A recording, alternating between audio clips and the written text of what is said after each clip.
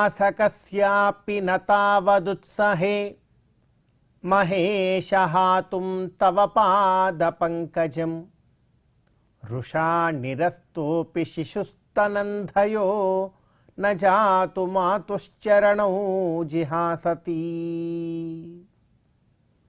అత్యంత పవిత్రమైనటువంటి ఈ పుష్యమాసంలో శుభోదయ వేళలో దేవదేవుడైనటువంటి శ్రీమన్నారాయణుణ్ణి, కలియుగ ప్రత్యక్ష దైవమైనటువంటి శ్రీ వెంకటేశ్వర స్వామి వారిని పరిపరి విధాలుగా శరణాగతి చేస్తూ ఉత్తమమైన ఈ పుష్యమాస శుభోదయ సమయాన్ని మనం చరితార్థం చేసుకుంటూ ఉన్నాం. ఈ పుష్యమాసంలో మనందరి యొక్క ప్రధానమైనటువంటి కర్తవ్యం గోవిందుడి యొక్క ఆరాధన. అందులోనూ కూడా వాసుదేవ నామధారి అయినటువంటి ఆ గోవిందుణ్ణి ఈ పుష్యమాసంలో ఎంతగా మనం ఆరాధిస్తామో అంత గొప్పదైనటువంటి ఫలాన్ని అందుకోవచ్చు అని పెద్దలు మనందరికీ కూడా తెలియజేస్తూ ఉన్నారు. అందుకే ఒకే ఒక్క కోరిక కోరుదాం. నిరాసకస్యాపి నతావదుత్సహే మహేశ హాతుం తవ పాద పంకజం. భగవంతుడి యొక్క పాద పద్మముల చెంత స్థానం అంటే ఎలా ఉంటుంది? ఒకసారి ఆ భగవంతుడి పాద పద్మముల చెంతే జీవితాన్ని సార్థకం చేసుకుంటూ ఉంటున్నటువంటి పెద్దల్ని, గురువులని మనందరం కూడా ఒకసారి వెళ్ళి అడగాలి, అడిగి కనుక్కోవాలి. ఎంత ఆనందంగా ఉంటుందయా అంటే నిరాసకస్యాపి నతావదుత్సహే, ఏమాత్రము కూడా ఆసక్తి లేకుండా అక్కడికి వెడదాం, అక్కడ ఉండేటువంటి ఆనందాన్ని అనుభవిద్దాం, అలా ఉంటుందట ఇలా ఉంటుందట అని పరితపించి పోయి అక్కడికి వెళ్ళి స్థిరపడడం సామాన్య విషయమే. కానీ భగవత్ సన్నిధి ఎలా ఉంటుంది అంటే అయిష్టతతో అక్కడికి వెళ్ళి ఒక్క క్షణం అక్కడ గడపగానే మరుక్షణం నుండి అక్కడికి రావాలని అనిపించదు. అలా అనిపించనటువంటి ఒక స్థితిలోకి మనల్ని తీసుకుని వెళ్ళిపోతుంది. ఏదో తెలియని నిత్యానందం అమృతరస పానవతు సర్వదా తృప్తికరం అనేటువంటి ఒకానొక ఆనందం.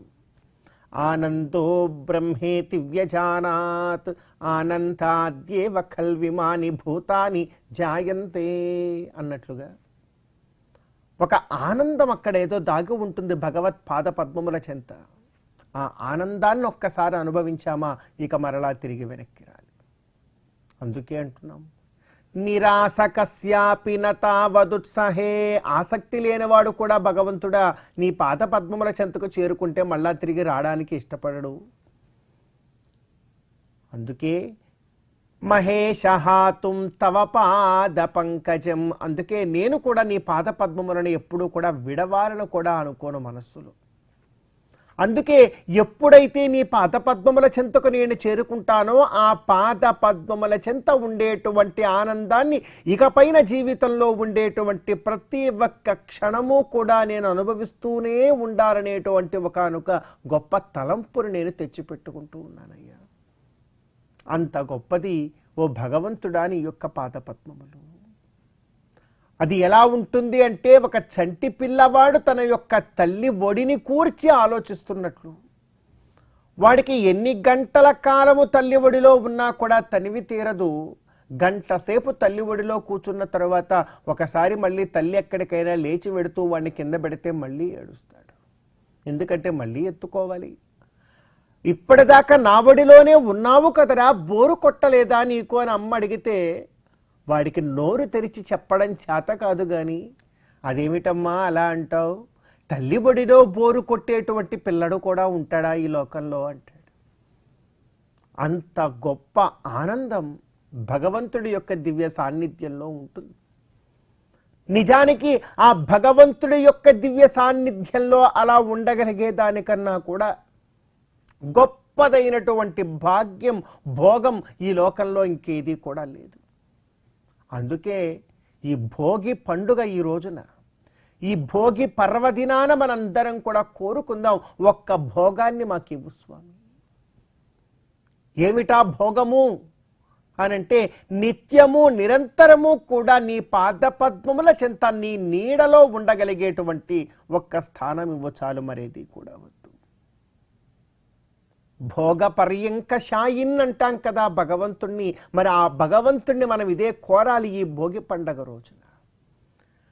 మనలో ఉండేటువంటి సకల విధములైనటువంటి అజ్ఞానాలన్నింటినీ కూడా ఒక దగ్గర పేర్చి భోగి మంటలలో అజ్ఞానాన్ని కాల్చివేసి ఆ భోగి మంటల వెలుగు ద్వారా ఒక జ్ఞానాన్ని, భక్తిని మనలో నింపుకొని భగవత్ కైంకర్యంలో మనం గనక ముందుకు సాగితే ఎప్పుడూ కూడా ఆ భగవంతుడి నీడలో ఉండగలిగేటువంటి భాగ్యాన్ని మనం పొందగలుగుతాం.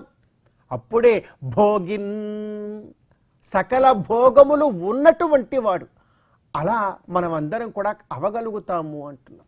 కాబట్టి ఈ భోగి పండగ పర్వదినాన చాలా గొప్పగా ఆ పండుగలో ఉండేటువంటి భావనలను, మన పెద్దల యొక్క ఆచారాలన్నింటినీ కూడా ఆచరిస్తూ చక్కగా పండుగను జరుపుకుంటూ ఆ భగవంతుడికి ఆరాధన చేద్దాం. ఈ భోగి పండుగ ద్వారా మనలో ఉండేటువంటి సకల అజ్ఞానాన్ని పోగొట్టుకొని భగవత్ కైంకర్య మార్గంలో ముందుకు వెళ్ళే భాగ్యాన్నిమ్మని ఆ గోవిందుణ్ణి మనసారా మనం కోరుకుందాం.